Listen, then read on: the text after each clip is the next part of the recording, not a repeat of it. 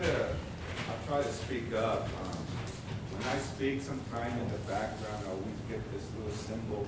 I don't know if it's I got big ears or I don't know what that means, but yeah. The best is Jenny Shlen. The Kota Oyate Bashishichi. How me dake the Chante Washtea na Pechi Uzapado. I'm Southern Dene. Anyone know the Northern Dene in Alberta and Northwest Territories? There's the Northern Dene here. Despite the debates in the South, there are relatives in the North.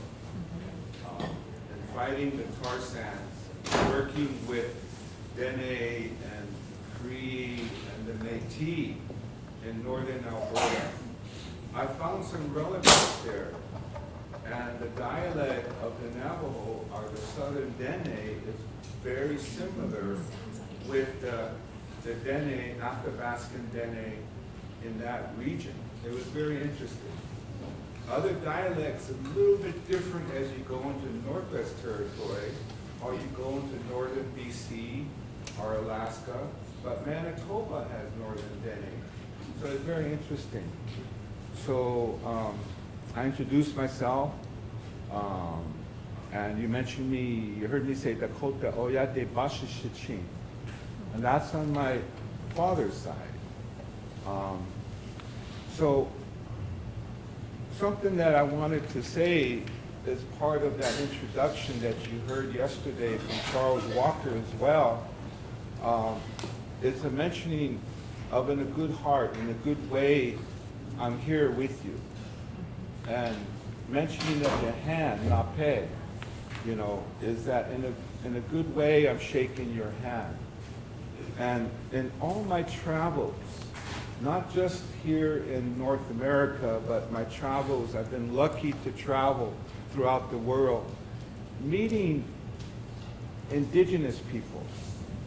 And the Khoisan people, the Khoi, the Khoisan people, the Bushmen of South Africa also have similar greetings. And we have a lot of similarity as people, as indigenous peoples. I was in awe about that. And the meaning, how can you express the meaning? The relationship with the heart, the relationship with the hand, and the exchange in the word. It's a spiritual exchange. It's a spiritual exchange.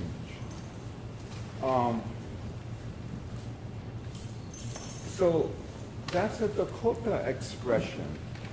On the Navajo side, we often make reference to the Five-Finger Clan, being a member of the Five-Finger Clan. And that's interesting because back to the Khoisan people, they talked about the thumb, the five fingers that we have as human beings, and what that really means. And we talked for a long time.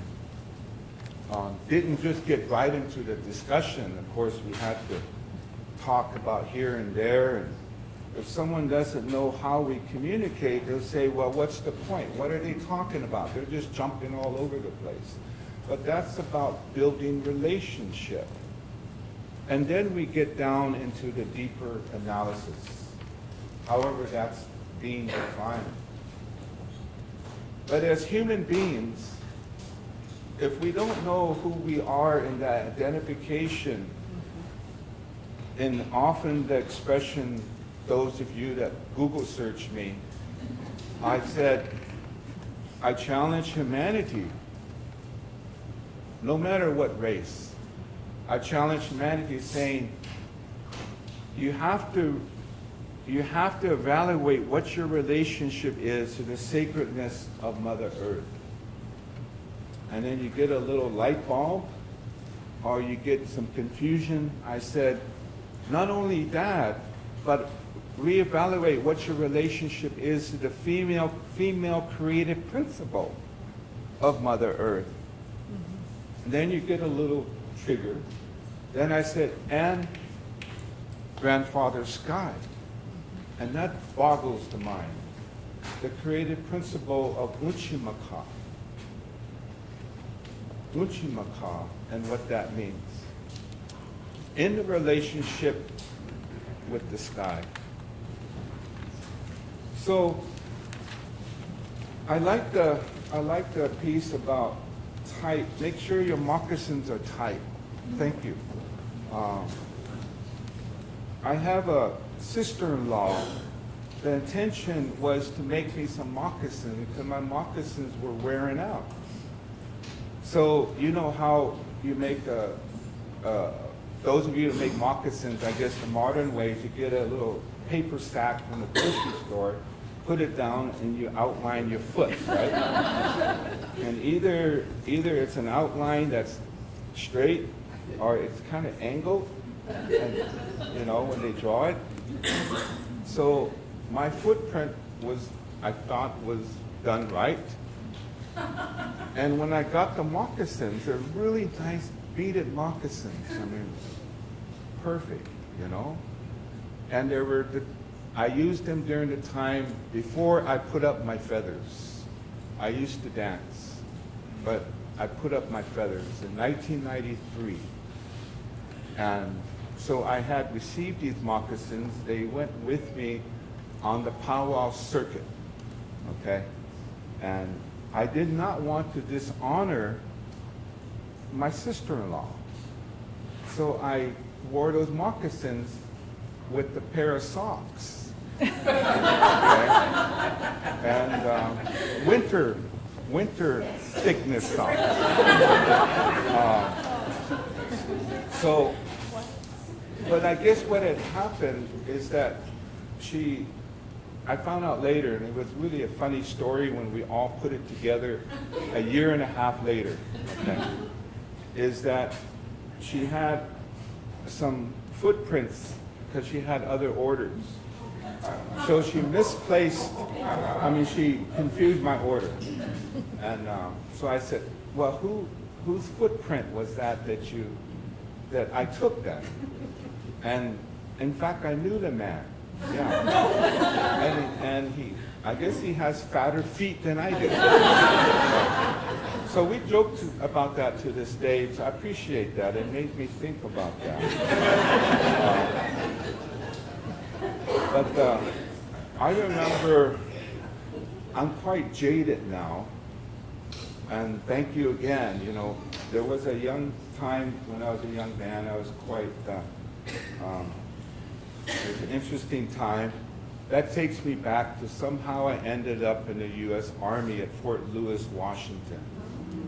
You know, when you're a young man, you think you know it all. As you get older, you soon find out you don't know nothing, right?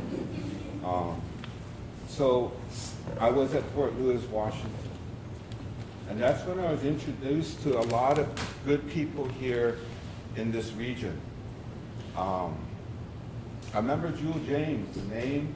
I remember the name, and I just wanted to recognize you on your journey. I remember that there was a lot of talk from Tacoma, from Nisqually. I used to network with Nisqually folks. I was just basically didn't know what was going on, you know, but I remember Billy Frank Jr., Sid Mills, McLeod family, you know, all that. It was a learning experience for me. Bernie White Bear, you know, Bernie White Bear, his sister in the health area, all these good for Belmont. I think he just passed away recently, Belmont. But part of the story that I wanted to honor was the coming back and the strengthening of who people are through prayer, ceremony, language, identity. So the talk in Tacoma area, in that area, was the strength from up here with Joe Washington. Joe Washington.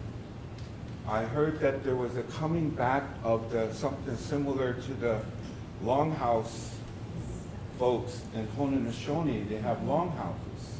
I used to read Akwesasne notes. I was one of those young men that was very impressed with those little drawings of a longhouse and sacred tree with a little club buried in the roots. And it was some good things. Akwesasne, and what they were doing over there. And the longhouse, and I said, well, that's something that must be important. The strengthening of that smokehouse, or whatever you call it. So I just wanted to call that out. And the beautiful songs. I'm going to sing this song. In my own journey, we all have teachers. Joe Washington here was a teacher to you here. You have many teachers. We cannot just make this up. And that's important as we're doing our journey as indigenous peoples, Native people. When we're coming back to who we are, we just can't make it up. There's a history to who we are. There's protocols to who we are. And I believe we're still in that transition on strengthening who we are.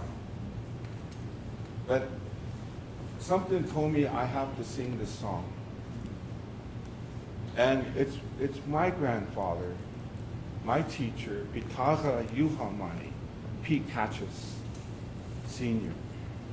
And he came into our life in Minnesota, came to live with us at Chanshayape Otons, this place where they paint the trees red. And he was my teacher, put me up on the Hamblecha. And with Ron's people as well, when they took him a Chanupa, Chanduhupa is the eastern way of saying a pipe. Chanupa, they brought the Standing Rock people, the Hunkpapa, took a pipe to this man as well. They have the City Bowl Sundance to this day. But I want to sing this song. If you can stand it with me.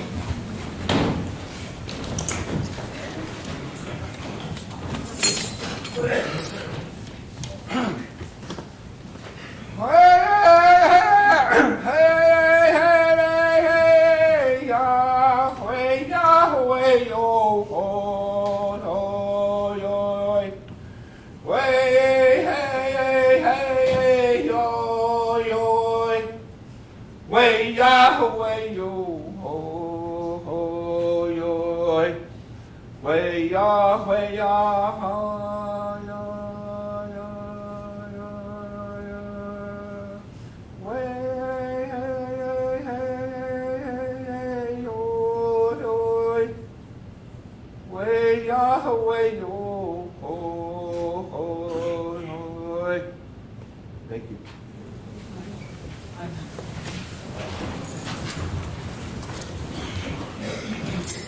He told me the story of that song. I'm not going to go into the whole breadth of that story. It's an old story, yes. I mean, a song. It's an old song. But in simplistic, it means that as we are in search of that place to where we belong, that place that we are looking for, and we humble ourselves in humility as we call out, as we pray out, in this case, with your voice. And you send yourself to a faraway place, a distant place, where Wakantanka is. That's our search. To where Wakantanka is, that place of sacredness, of light. It's like being a fisherman. You're casting out, and you want to cast out way over there and be heard. and be heard and be recognized. That's where we're at. As Native nations, that's where we're at as Ikchewi Chashta, grassroots, the common people, as youth and elders.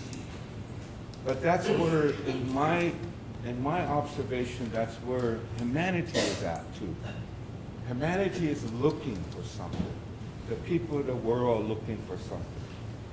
So Shelley here asked me to speak about the upcoming proposal, the plan for Protecting Mother Earth conference. And I want to go there with that.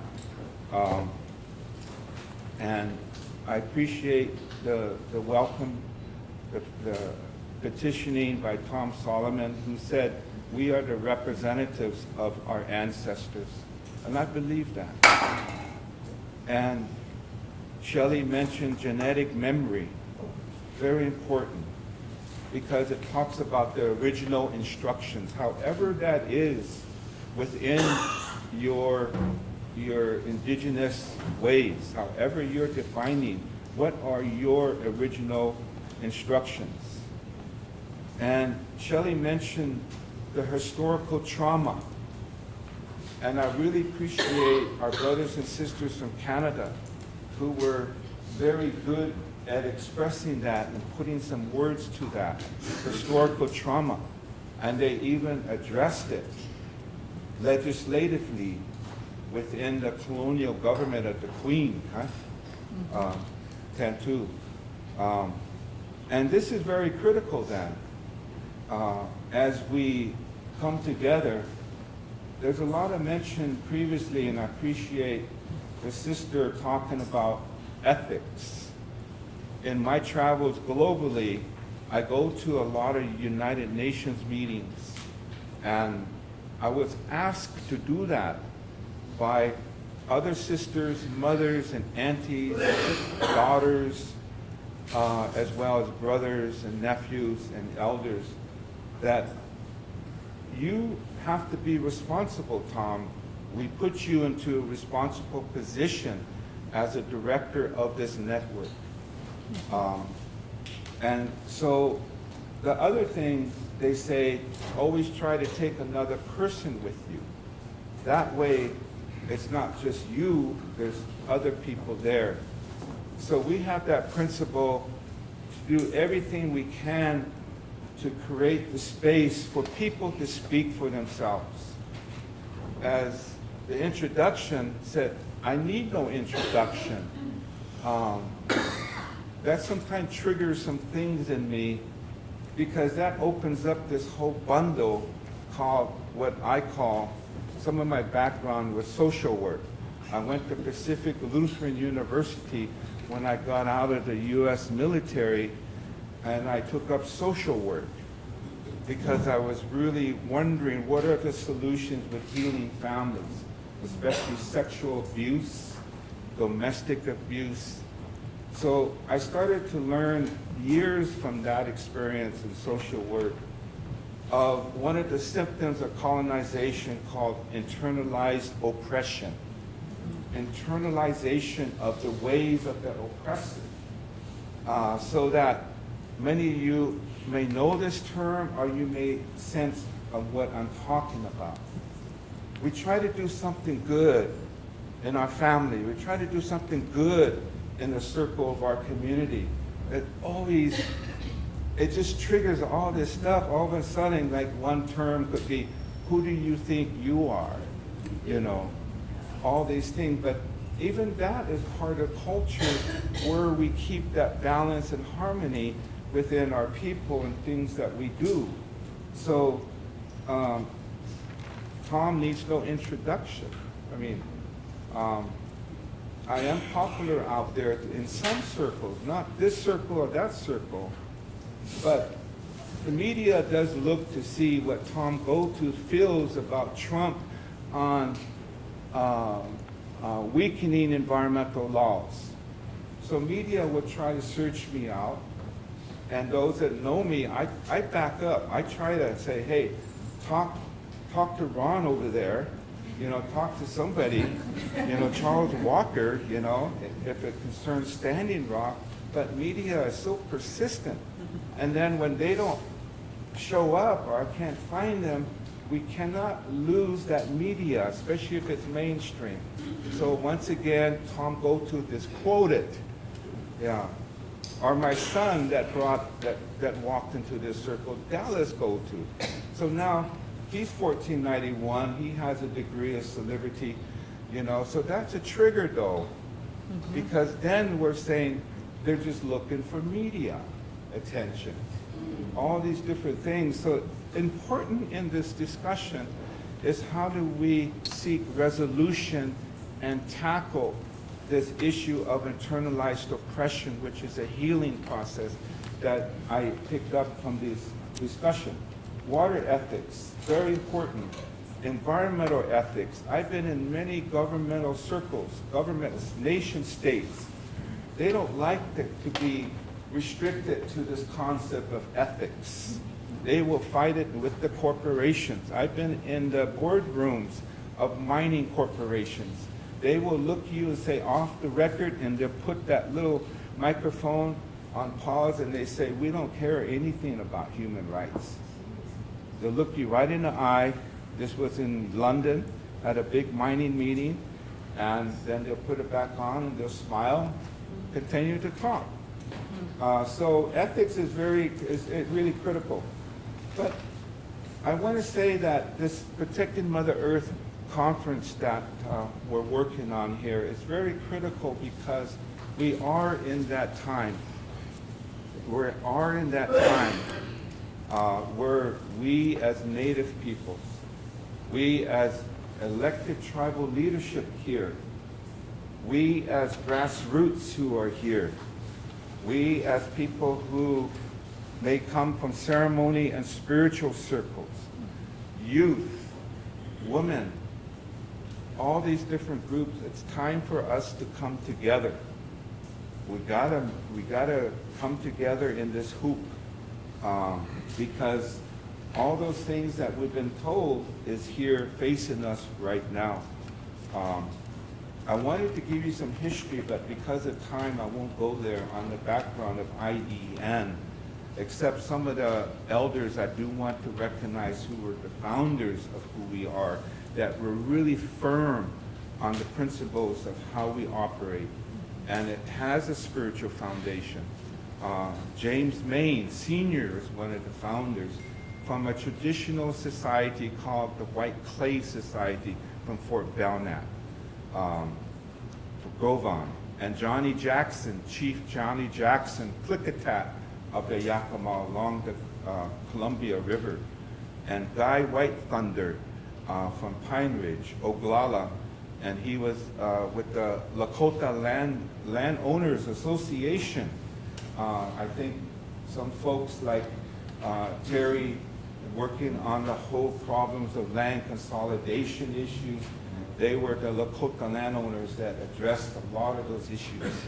Benishi Albert was a youth at that time. Some of you may know her dad, Richard Whitman, an artist from Oklahoma, Yuchi, and her mom's Ojibwe. And then Dene Care as an organization, Navajo Dene Care organization, and Seventh Generation Fund. These were some of the foundations of who formed who we are, taking on toxic dumping, taking on mining issues, deforestation, that might be a passionate issue to you. But one of the issues we took on was bioethics. Dagmar Thorpe, the daughter of, what's her mom's name? Grace, yeah, Gail Grace Thorpe. She brought to us at one of these Protecting Mother Earth gatherings in Oklahoma in the mid-1990s, the issue of the Human Genome Project, which is the sequencing of the whole makeup of our DNA.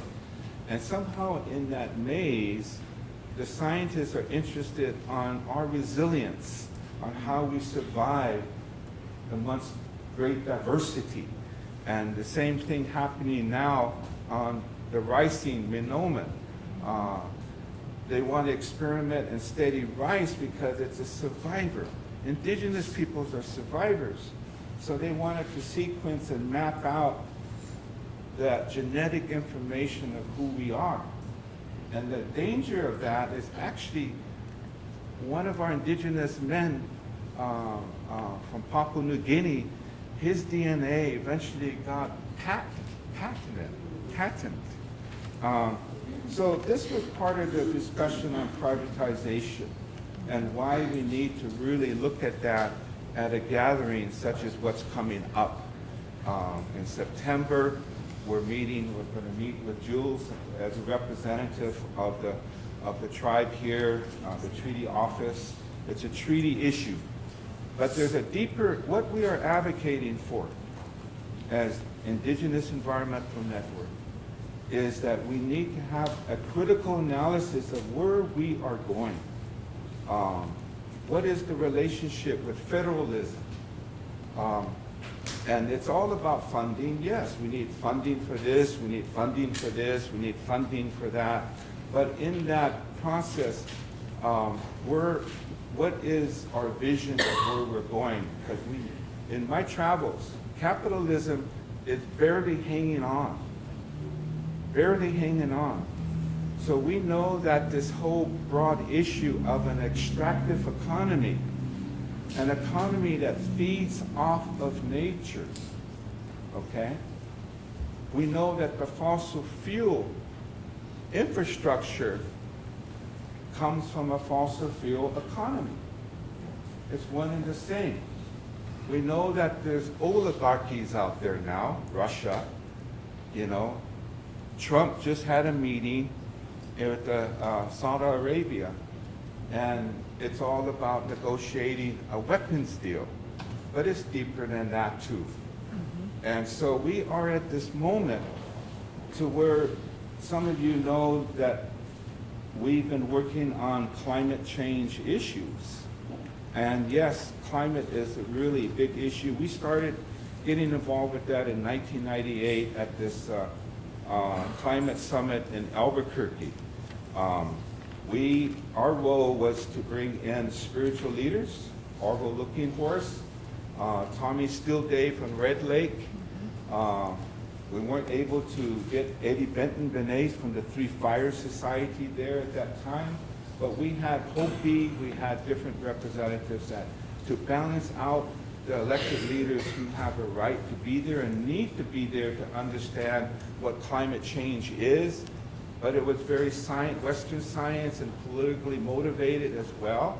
You don't rock the boat when you want to try to resolve climate change because there's a political agenda in that. Because just the big money from the oil industry is always there. So we got involved in 1998. We developed a really strong position that was sent to the Conference of the Party for the fourth year of the Conference of the Parties of the UN meeting on climate change. Buenos Aires was down in Buenos Aires? Yeah, Buenos Aires. And it came from a collective. It was a tribal government position as well. And that got us involved. But we soon found that some of the issues for mitigating climate change basically was given the polluters a right to continue to pollute. And this is where I have a little book here. Afterwards, you can come write it down. The carbon neutral myth, offset indulgence for your climate sins. If you look at, some of you may be familiar with the period in the Catholic Church, you can basically, if you sinned, you can donate money to the church and they will bless you and repent from your sins. It was a form of market system within the church. Indulgence that's been introduced now within climate negotiations called carbon trading, carbon offsets, and now in Canada, in the province of Manitoba and Ontario, the government has actually mapped out, inventory the biodiversity of the province. Ducks Unlimited is involved with that. Environmental organizations are involved with that. The economic valuation of nature. We've entered that time when nature is being commodified, mercantilism from Europe. And we have to be very cautious as we read the legislation, whether it's from Washington State, who also is playing around with carbon offset, but the pricing of carbon fees, carbon tax, and even coming to tribes and saying, we got a win-win situation, you got forests and we can give you money. It's coming from a carbon offset regime that allows Chevron in Richmond, California, in the state of California, they have an excellent, to some degree, excellent environmental climate bill called AB 32, but it has 4 provisions of carbon offsets: international offsets in Mexico, in Brazil, in Indonesia, and in Nigeria, Africa. And they've been working with China. So they have this scheme to where Chevron can offset their pollution by a carbon credit, a piece of paper, right? They're putting their money into conserving trees because the idea that trees have carbon in it, so if you leave the trees standing, trees have standing. Standing is that you keep the carbon in the tree. So it's become a market system with very poor reporting and verification system. And about 12 years ago, we were told this is going to be $1 trillion industry of trading of nature, conservation, biodiversity, that all has a market value to it. So be cautious when they say, when you got a broker that coming from a carbon neutral said, we're going to give you money. Where does that money come from? It's not out of the goodness of their heart. Okay, so I'm going to finalize here because I like the topic. I mentioned this last year briefly on a panel about rights of Mother Earth, the rights of nature, okay? And all of our work with the Indigenous Environmental Network and the meetings we had at these annual Protecting Mother Earth conferences, we fight the fight. We try to develop strategy with the tribal governments, with the grassroots. They want the corporation to stop what they are doing.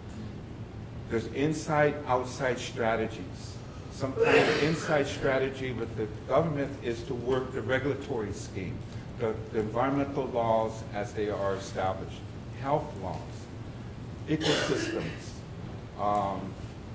Margie that was here yesterday gave you the story how her organization felt they were losing a lot of battle working on the inside. So part of that is outside developing another way of recognizing earth jurisprudence and challenging property rights.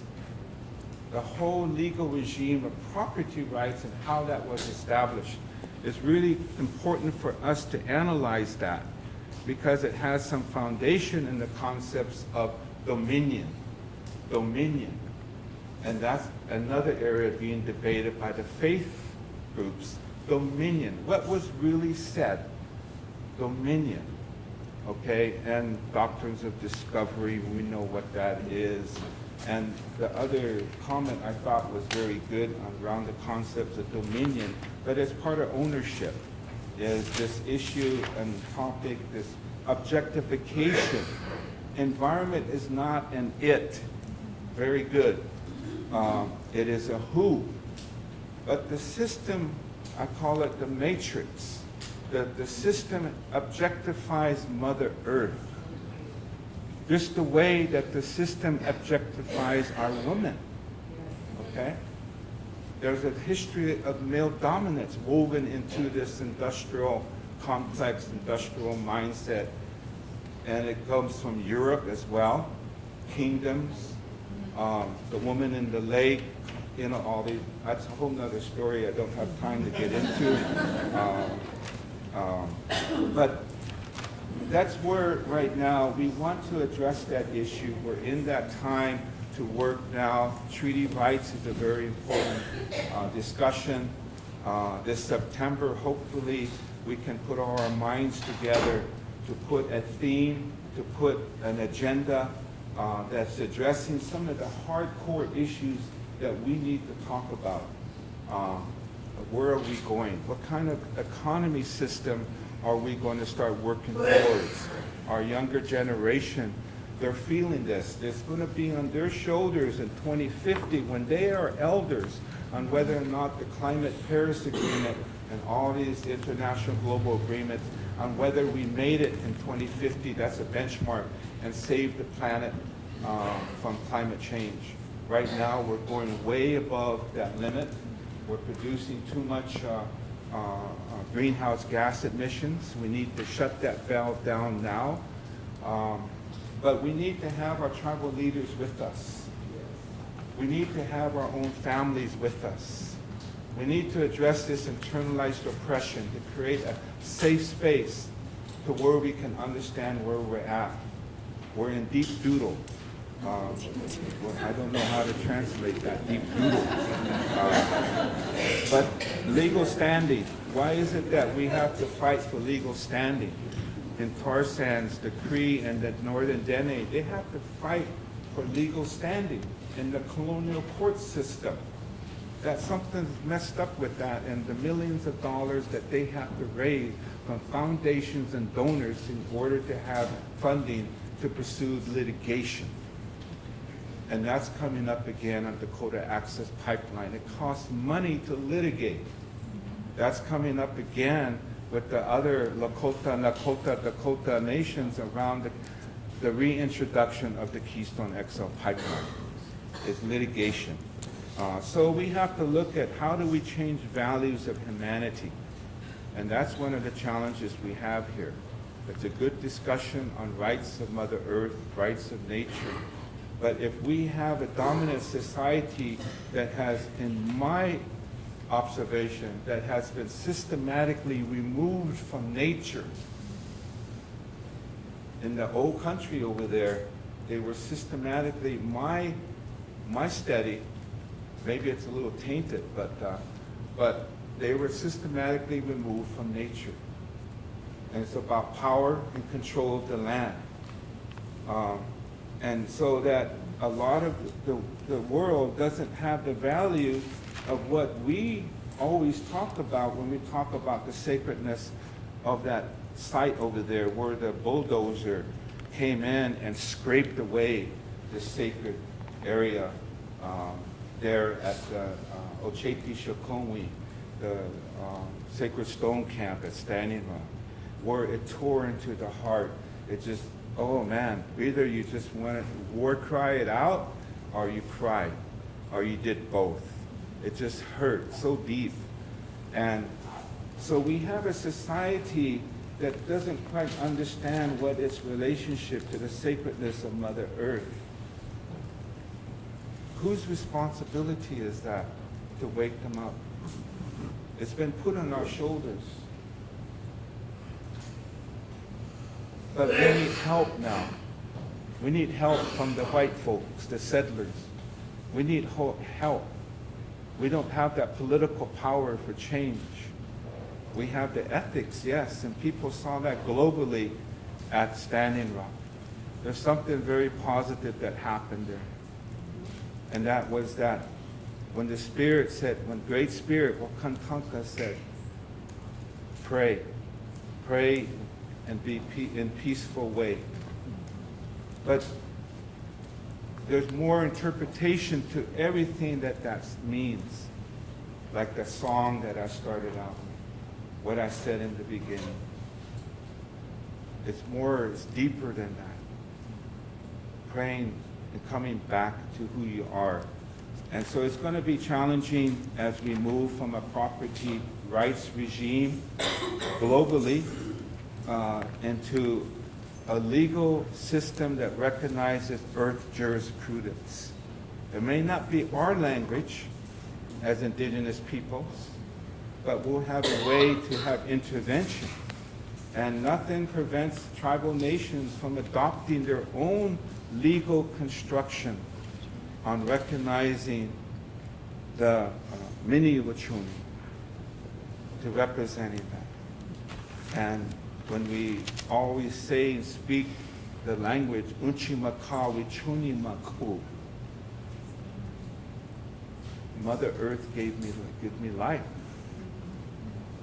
We have to put that into our Constitution. You know, some of you are the legal beagles, you know, constantly trying and need it. We need to strengthen our constitutions as native nations. We do them. But we need to include this thinking into it.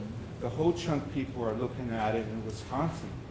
And it's going to be work because we have some of our own native lawyers that say, no, that's impossible. You know, we close the book on it.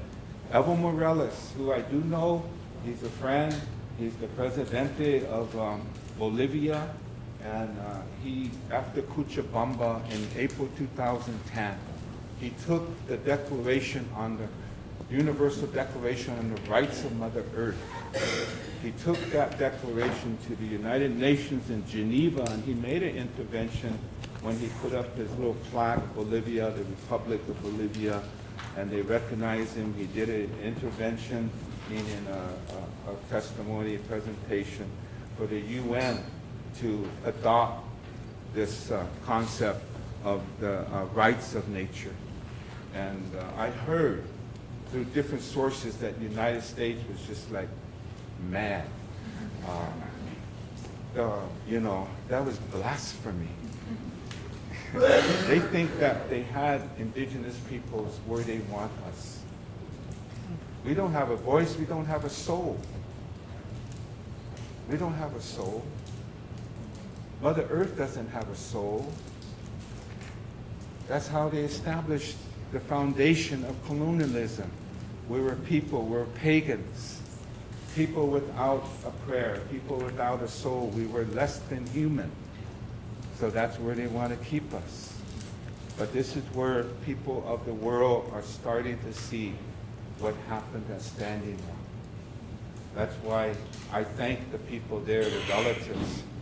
And also it does challenge this, what I talked about, and needs more to talking about. It's not just lateral oppression. It's deeper than that. It's that whole issue of internalized oppression. It will rip us apart, and it has. So thank you very much.